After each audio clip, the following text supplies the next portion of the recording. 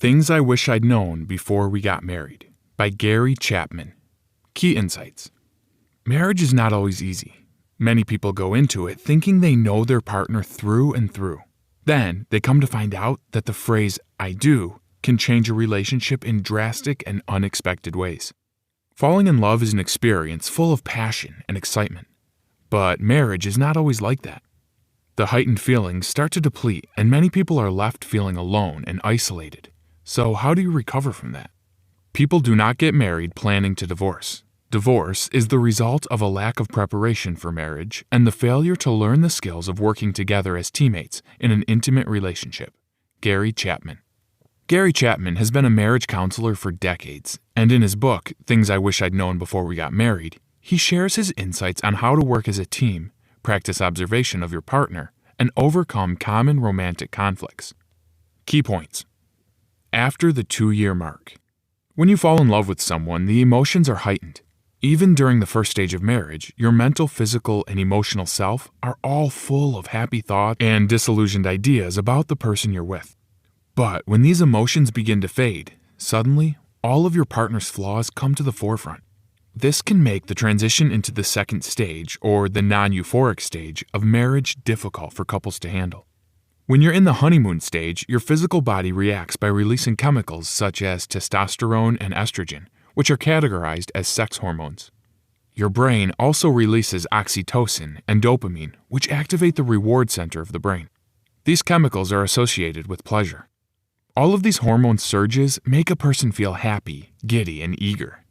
However, some of these symptoms actually are quite similar to the evolutionary fight or flight situation. So, in turn, these feelings of love can actually create disillusions and clouded thinking. When you're in love, you may also experience an increased heart rate, butterflies in your stomach, or a flushed face. These are all short-term symptoms, but they can reoccur. All of these symptoms make it hard for a person to clearly see their partner as they are. It makes it easy to look over a person's faults. These symptoms last for about the first 2 years and then subside. People love differently. Not everyone shows love in the same way, and the way someone shows love usually stems from their upbringing. When people jump into marriage, they assume that their partner shows and feels love in the same way as them, but that's rarely the case. This can cause a lot of issues surrounding miscommunication. It's important that partners become skilled in showing their partner the right kind of love based on their preferred love language. The love languages, as described in Gary Chapman's book, The 5 Love Languages, are: Number 1, affirmation. This is verbal admiration for your partner, such as a compliment. Number 2, acts of service. This is doing something for your partner, such as cleaning their car for them. Number 3, receiving gifts. This is gifting something to your partner, such as flowers. Number 4, quality time. This is spending time with your partner, such as going on a nature walk. Number 5, physical touch. This is using physical contact to make your partner feel special, such as a kiss or holding hands. Marriages last and grow strong when partners use the correct love language to show their affection. It's important to know your love language as well, as you can communicate effectively to your partner about your needs and desires. The effect your parents have on you. Whether you like it or not, you are more like your parents than you realize. That's because childhood experiences tend to stay with people throughout their adult lives. Personality traits such as bossiness, humor, or empathy are usually inherited by the same-sex parent. For example, if you're a female and your mother always looked on the bright side of life, it is likely that you often think positively about situations too. Learning through mimicry starts at a very young age.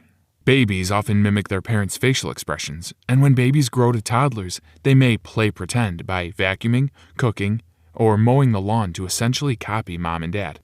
The love parents show their children also activate neurotransmitters that affect our self-esteem or how we see ourselves. It also affects how we show love to the ones around us.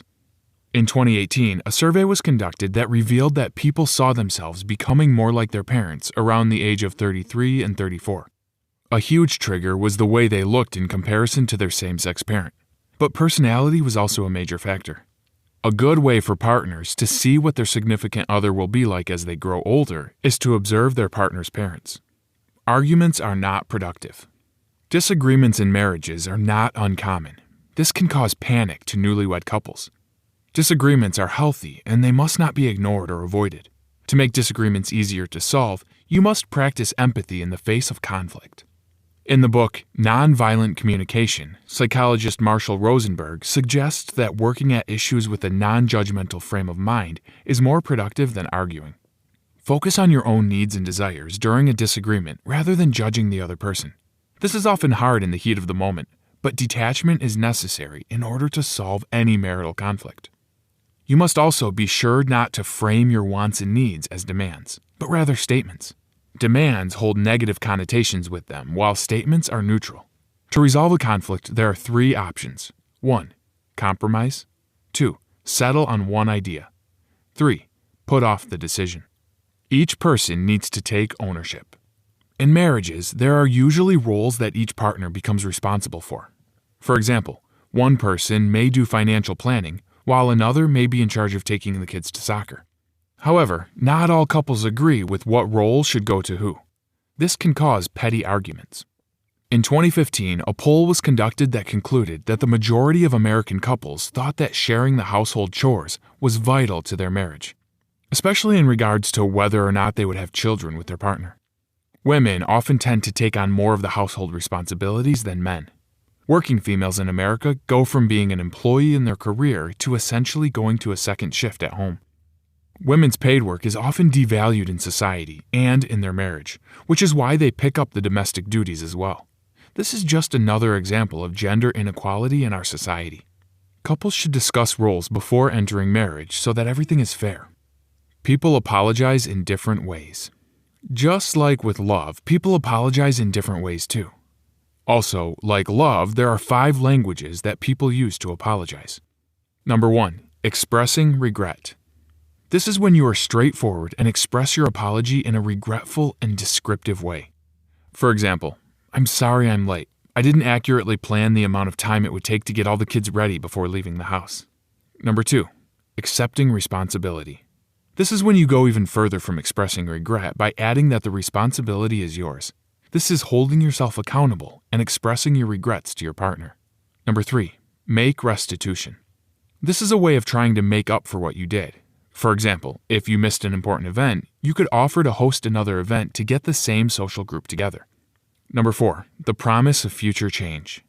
This is when you apologize and then promise that the issue will not happen again. Number 5, language of apology. This is when you ask for forgiveness from your partner. It's important for partners to know the language of apology their spouse speaks so that they can correctly apologize to them. All about forgiveness. Forgiveness is a step you must make in marriage disagreements in order to move past an incident. Incidents may continue to cause you or your partner pain, but forgiveness is the first stage of healing. The act of forgiveness has actually been proven to have biological healing properties. A doctor named Dabney Ewin is famous for talking to his burn victim patients about their feelings toward the incident that injured them. Many felt angry about their incidents. Ewin explained that if they felt forgiveness toward the incident, it would help heal their skin.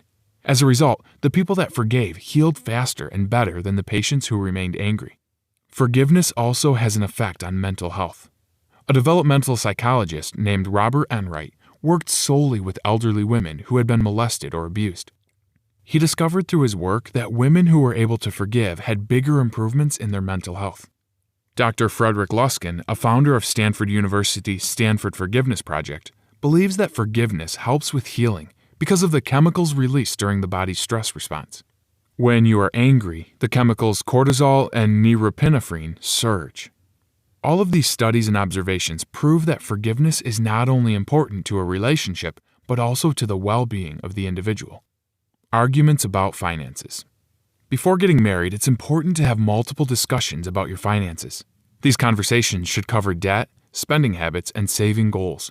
And decisions about financial responsibilities such as budgeting and banking should be made before entering a marriage. Often we fail to consider the fact that our social, spiritual, and intellectual interests are miles apart. Our value systems and goals are contradictory, but we are in love. Gary Chapman. Studies have shown that finances are the most stressful aspect of romantic relationships.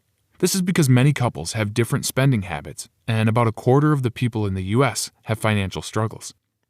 In 2009, a study concluded that financial disagreements or conflict predicted a divorce better than any other variable. If you plan your finances and responsibilities before entering a marriage, the chance of divorce and conflict will decrease immensely. The main takeaway: in order to have a successful and long-lasting marriage, you must understand that the feelings of heightened passion during the honeymoon stage will pass quickly, and issues and conflicts will inevitably arise. To counteract this, you must be prepared by knowing your partner's love language and apology language. Practicing forgiveness and pre-planning finances will also help to prevent devastating marriage conflicts. Hi, I'm Rhonda, and this is an exclusive audiobook video recorded for the Audiobook Master Channel. Enjoy your audiobook and have fun learning. Don't forget to subscribe and hit the notification button so you'll get updated on our next upload. If you liked the video, give us a thumbs up and say your thoughts about the book we just covered.